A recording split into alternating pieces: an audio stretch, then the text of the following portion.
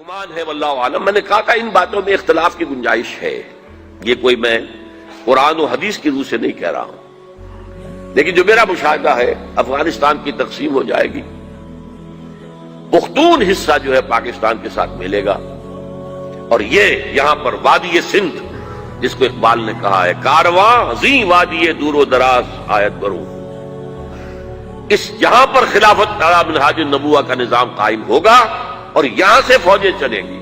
Number 1. Number 2، عرب کے ریگزار میں 15ویں صدی کے مجدد کا ظہور ہو جائے گا. مہدی کو ہم مانتے ہیں مجدد، شیعہ مانتے ہیں 12ویں امام جو چھپے ہوئے ہیں. ان کے امام معصوم جو ہے 12، ان میں سے آخری جو ہے وہ چھپے ہوئے ہیں غار میں 1200 برس سے، اور وہ ظاہر ہوں گے. یہ ان کا عقیدہ ہے، ہمارا نہیں ہے. ہم سمجھتے ہیں جیسے ہر صدی میں اللہ مجدد بھیجتا رہا، اسی طریقے سے میرے گمان میں 15ویں صدی کے مجدد جو ہے وہ حضرت مہدی ہو. ان کی حکومت جا کر یہ فوج قائم کرے گی، اربوں میں دم نہیں ہوگا. وہ اپنی عیاشیوں کی وجہ سے بالکل کھوکھلے ہو چکے، دولت کی فراوانی اور عیاشی. یہ بھی سننے میں آتا ہے دروغ برگردن راوی کہ اگر کوئی فوجی قافلہ ان کا چل رہا ہوتا ہے تو وہ بجائے ٹرکوں میں بیٹھنے کے وہ اپنی کاروں میں بیٹھ کے ساتھ ساتھ چلتے ہیں. وہ ٹرک خالی چل رہے ہوتے ہیں. ٹرک کی سختی جو ہے، سخت سیٹ جو ہے برداشت کرنا ان کے بس کا روگ نہیں ہے.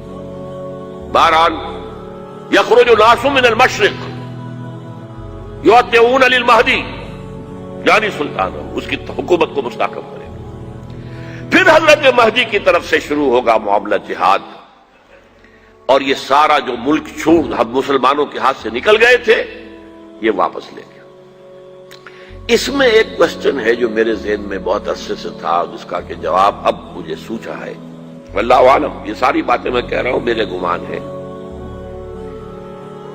کیسے ہوگا کہ اتنی بڑی طاقت ایٹمک پاورز کے مقابلے میں مسلمان دوبارہ میدان میں آ کر اور جیتتے چلے جائیں؟ میرا گمان یہ ہے واللہ عالم. اس پورے معاملے کا سارا جو ہے ارینا جو ہے وہ ہے مڈل ایسٹ، یورپ، جس میں حدیث میں آیا ہے کہ رومی عیسائی 80 جھنڈوں تلے تم پر حملہ کریں گے اور ہر جھنڈے کے نیچے 12,000 فوج ہوگی، 10 لاکھ. اور مجھے حال ہی میں معلوم ہوا ہے کہ آج کل جو ایک ڈویژن ہوتا ہے وہ 12,000 کا ہوتا ہے، تو 80 ڈویژنز آرمی آئے گی.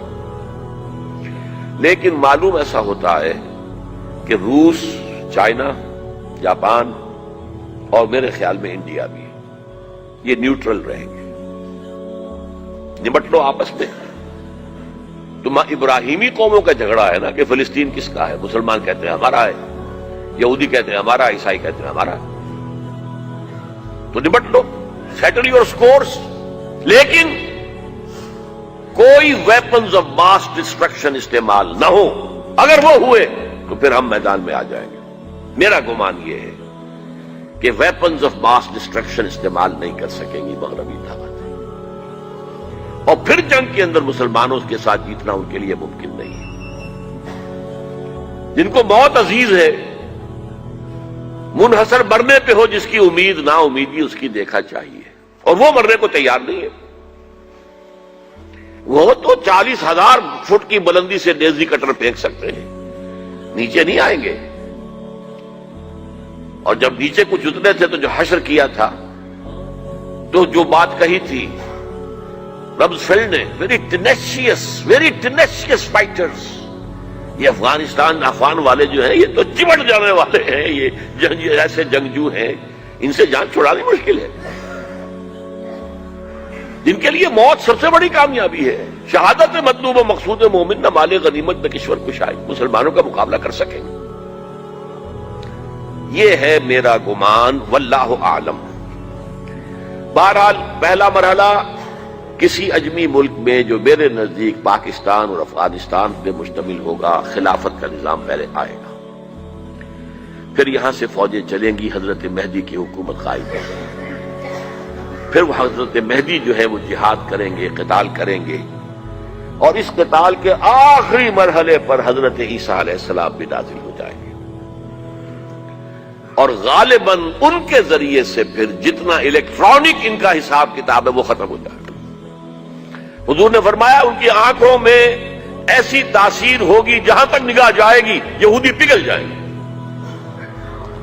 کوئی بہت بڑا لیزر ہوگا، اور ظاہر بات ہے کہ ان کے یہ ہتھیار جو ہیں ان کا مقابلہ تو مسلمان نہیں کر سکتے ہیں، اور نہ ابھی آپ کو 100 برس بھی یہ سوچ سکتے ہیں کہ کوئی مسلمان ملک اتنی ترقی کر سکتا ہے کہ ان کے مقابلے میں پہنچ جائے ان ہتھیاروں کے معاملے میں۔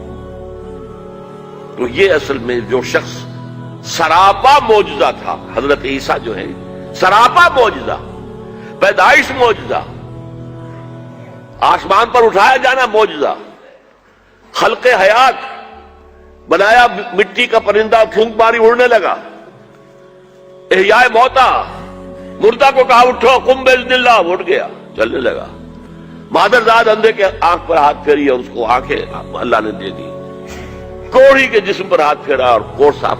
اس سے بڑے معجزے تو کسی کو دیے ہی نہیں گئے، سراپا معجزہ۔ وہی آ کر آخری جو بھی ہوگا معاملہ، اس کے اندر حضرت عیسیٰ کی معجزاتی شخصیت جو ہے در حقیقت وہ فیصلہ کن ہوگی۔